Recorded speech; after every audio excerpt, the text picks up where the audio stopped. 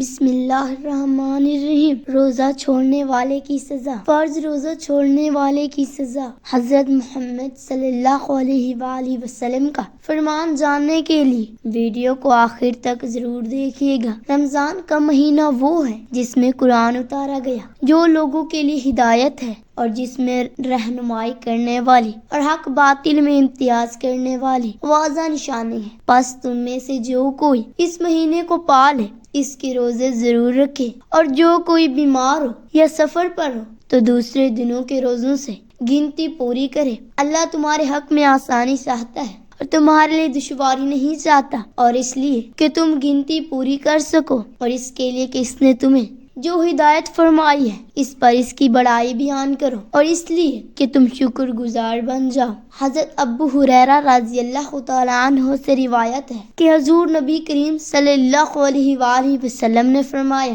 جب رمضان کا مہینہ آتا ہے تو آسمان کے دروازے کھول دیے جاتے ہیں، جہنم کے دروازے بند کر دیے جاتے ہیں، اور شیاطین کو زنجیروں سے جکڑ دیا جاتا ہے۔ حضرت ابو ہریرہ رضی اللہ تعالیٰ عنہ سے روایت ہے کہ حضور نبی اکرم صلی اللہ علیہ وآلہ وسلم نے فرمایا، جب ماہ رمضان کی پہلی رات ہوتی ہے شیطانوں اور سرکش جنوں کو بیڑیاں پہنا دی جاتی ہیں اور جہنم کے دروازے بند کر دیے جاتے ہیں، اور ان میں سے کوئی دروازہ کھولا نہیں جاتا، اور جنت کے دروازے کھول دیے جاتے ہیں، بس ان میں سے کوئی دروازہ بند نہیں کیا جاتا۔ ایک ندا دینے والا پکارتا ہے، اے طالب خیر، آگے اے شر کے متلاشی رک جا، اور اللہ تعالیٰ کے لوگوں کو جہنم سے آزاد کر دے۔ تنظامے کی ہر رات یوں ہی ہوتا رہتا ہے۔ اس حدیث کو امامت مزید اور ابن ماجہ نے روایت کیا ہے۔ حضرت ابو ہریرہ رضی اللہ تعالیٰ عنہ بیان کرتے ہیں کہ رسول اللہ صلی اللہ علیہ وآلہ وسلم نے فرمایا، 5 نمازیں اور ایک جمعے سے لے کر دوسرے جمعے پڑھنا،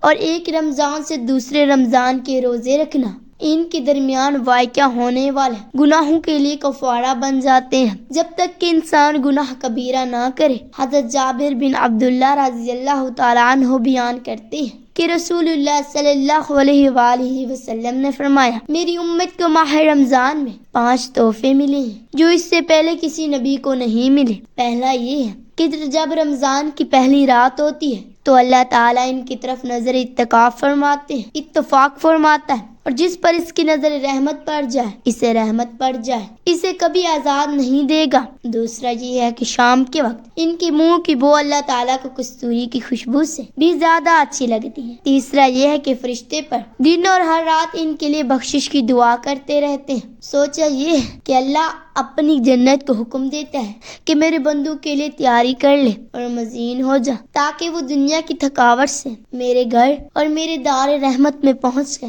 آرام حاصل کرے۔ 5واں یہ ہے کہ جب رمضان کی آخری رات ہوتی ہے ان سب کو بخش دیا جاتا ہے۔ ایک صحابی نے عرض کیا، کیا یہ شب قدر ہے؟ آپ صلی اللہ علیہ وآلہ وسلم نے فرمایا، نہیں، کیا تم جانتے نہیں ہو کہ جب مزدور اپنے کام سے فارغ ہو جاتے ہیں نہیں تو انہیں پوری مزدوری دی جاتی ہے۔ اس حدیث کو امام بہقی نے روایت کیا ہے۔ رمضان البام کی ارکان میں سے ایک رکن ہے جس پر اسلامی امارت قائم ہے۔ اللہ سبحانہ وتعالی نے ہمیں یہ بتایا ہے کہ رمضان کے روزے جس طرح پہلی امتوں پر فرض کیے گئے تھے امت اسلامیہ پر بھی فرض کیے گئے ہیں۔ اس کا ذکر کرتے ہوئے اللہ تعالیٰ نے فرمایا، اے ایمان والو، تم پر روزے رکھنا فرض کیا گیا ہے جس طرح تم سے پہلے لوگوں پر فرض کیے گئے تھے، تاکہ تم تقوی اختیار کرو۔ اور ایک مقام پر کچھ اس طرح فرمایا، ماہ رمضان وہ ہے جس میں قرآن اتارا گیا، جو لوگوں کو ہدایت کرنے والا ہے، اور جس نے ہدایت اور حق و باطل کی تمیز کی نشانیاں تم میں جو شخص اس مہینے کو پائے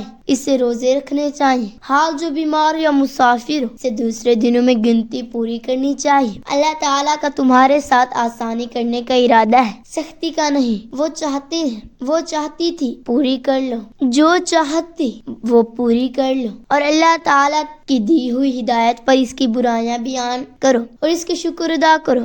امام ذہبی رحمت اللہ علیہ اپنے کتاب الکبائر میں کہتے ہیں، مومنوں کے ہاں یہ بات مقرر شدہ ہے کہ جس نے بھی بغیر شرعی عذر اور مرض کے رمضان المبارک کا ایک بھی روزہ ترک کیا تو وہ زانی اور شرابی سے بھی زیادہ برا اور شریک ہے، بلکہ اس کے اسلام میں بھی شک کیا جاتا ہے اور اسے زندیق اور گمراہ شمار کرتے ہیں۔ روزہ ترک کرنے والے کی سزا اور وعید کے بارے میں صحیح حدیث میں ہے کہ ابو امامہ رضی اللہ تعالیٰ عنہ بیان کرتے ہیں، میں نے رسول اکرم صلی اللہ علیہ وآلہ وسلم کو یہ فرماتے ہوئے سنا، میں سویا ہوا تھا کہ میرے پاس دو شخص آئے اور میرے بازو پکڑ کر مجھے سخت اور دشوار گزار پہاڑ کے پاس لائے اور کہنے لگے اس پر چاہے۔ میں نے انہیں کہا کہ مجھ میں اس پر چڑھنے کی طاقت نہیں۔ وہ دونوں کہنے لگے ہم آپ کے لیے اسے آسان کر دیں گے۔ تو میں اس پہاڑ پر چڑھ گیا۔ جب یہ اوپر پہنچا تو وہاں شدید قسم کی آوازیں آ رہی تھیں۔ میں نے کہا یہ آوازیں کیسی ہیں؟ وہ کہنے لگے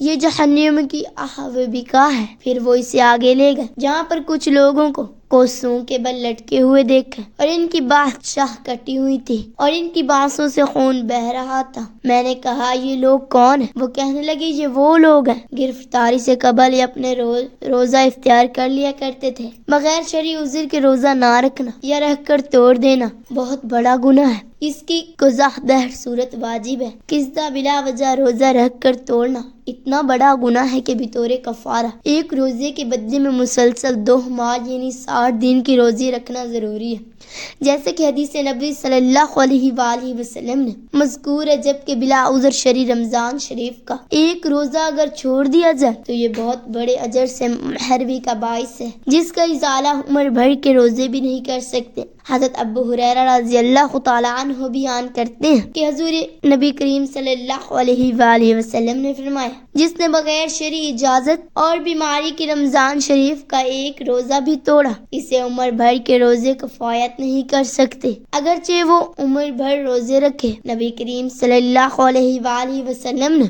پوری زندگی کے نفلی روزوں کے ذریعے رمضان کے بلا عذر چھوڑے کوئی ایک روزے کی تلافی نہ ہو سکنے کی شدت کا اظہار فرمایا تاکہ لوگ بلا عذر رمضان کا روزہ چھوڑنے کی جسارت نہ کریں۔ علامہ علی قاری حنفی نے آگے چل کر فرمایا، ابن المالک نے کہا اس پر فقہاء سماع ہے کہ رمضان کے بلا عذر مرض چھوڑے ہوئے ایک روزے کی صرف ایک دن کی قضا ہے۔ اللہ پاک ہمیں دین کی مکمل سمجھ نصیب فرمائے اور ہمیں نیک عمل کرنے کی توفیق عطا فرمائے اور ہمیں نیک کاروں میں باعث رحمت اور برکت بنائے، آمین۔ ناظرین کمنٹ باکس اللہ تعالیٰ کے 99 ناموں میں سے ایک نام ضرور ٹائپ کریں۔ شکریہ۔